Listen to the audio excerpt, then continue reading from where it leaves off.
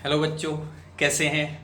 I think कि आप सब लोगों की स्टडी बहुत ही अच्छी चल रही होगी, क्योंकि अभी दीपावली पे घर जाकर चार्ज होकर ही आए हैं। इसलिए सिंपल सी बात है कि स्टडी अच्छी चल रही होगी। आज मैं आप सबसे फिर बात करने आया हूँ। तो मैं कहना चाह रहा था कि आप लोग जो तैयारी कर रहे हैं उनमें से किसी भी तरह का डिप्रेशन आपके साथ में नहीं रहना चाहिए, क्योंकि अगर नेगेटिव थिंकिंग होगी, डिप्रेशन होगा, तो पढ़ाई नहीं हो सकती ना। क्योंकि ये तो आप बिल्कुल सिंपल जानते हो कि जब मूड ही रिलैक्स नहीं होगा तो पढ़ने का क्या मतलब है, क्योंकि वो जो चीज़ें तुम पढ़ रहे हो वो तुम्हारे दिमाग तक आ ही नहीं रही। एक छोटी सी मैं आप लोगों को कहानी सुनाता हूँ। जब मैं प्रिपरेशन कर रहा था नीट के लिए, उस टाइम पे हमारे हॉस्टल में दो लड़के रहते थे। उनमें से वो लड़के दोनों आईआईटी की तैयारी कर रहे थे। उनमें से एक लड़का ऐसा था जिसको फिजिक्स बहुत अच्छी आती थी, लेकिन मैथ्स उसकी वीक थी। जबकि उसके साथ में दूसरा लड़का जो रहता था उसको मैथ्स अच्छी आती थी और फिजिक्स वीक थी। यानी दोनों एक दूसरे के कंप्लीमेंट्री थे, दोनों एक दूसरे के पूरक थे।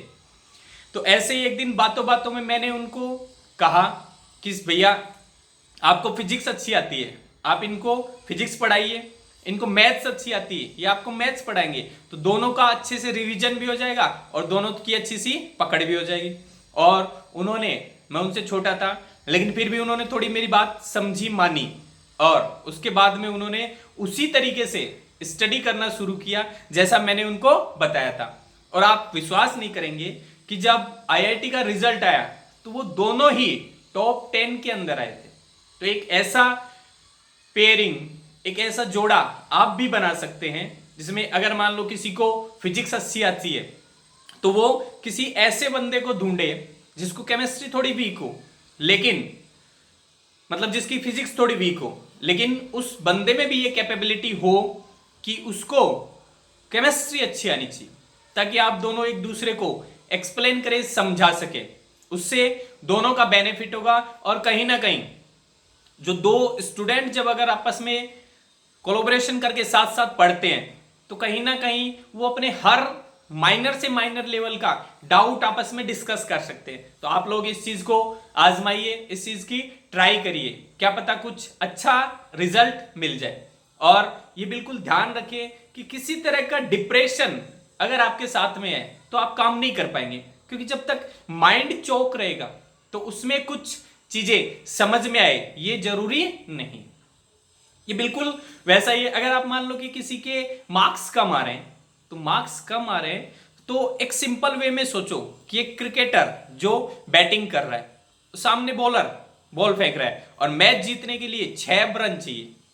पहली बॉल उस बॉलर ने अपनी पूरी जान लगा के फेंकी, क्योंकि उसको भी पता है ना कि मेरे को पूरी तरह से विश्वास करके बॉल फेंकने के लिए दिया है, तो मुझे कैसे भी करके इसको 6 रन नहीं देने। पहली बॉल फेंकी, बहुत अच्छी थी और बल्लेबाज से रन नहीं बनाए गए। दूसरी बॉल फिर फेंकी, बल्लेबाज से फिर रन नहीं बनाए गए।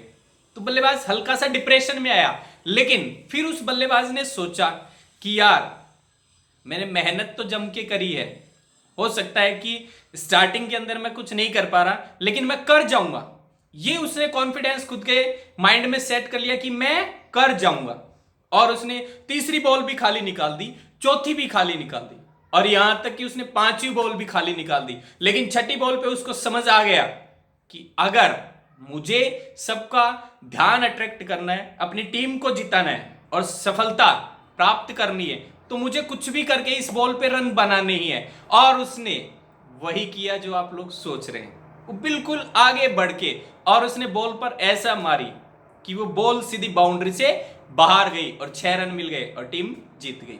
तो आप ये ध्यान रखिए कि किसी टेस्ट में आपके मार्क्स कम आ रहे हैं तो इसका मतलब आप ये मत समझे कि आपके अंदर कैपेबिलिटी है, बल्कि आप में बहुत पावर है और आप लास्ट मोमेंट में बहुत अच्छा कर पाएंगे। लेकिन एक सबसे जरूरी जो चीज उस बल्लेबाज ने सोची, उसने ये सोची कि मैंने मेहनत करी है और मैं ये काम कर जाऊंगा। तो आप लोग बिल्कुल कॉन्फिडेंस के साथ में लगे रहें और यही सोचें कि मैं ये काम कर जाऊंगा, मैं सेलेक्ट हो जाऊंगा, कुछ भी हो जाए, मैं लास्ट मोमेंट तक इस मैदान से बाहर नहीं जाऊंगा। अगर वो बल्लेबाज डिप्रेशन में आके ऐसे वैसे उल्टे सीधे तरीके से बैट घुमाने लगता तो हो सकता है कोई बॉल उसके स्टंप्स के अंदर घुस सकती थी और वो आउट हो जाता, और जहां पर वो आउट हो गया वहीं पर वो पूरी टीम को हरा देता।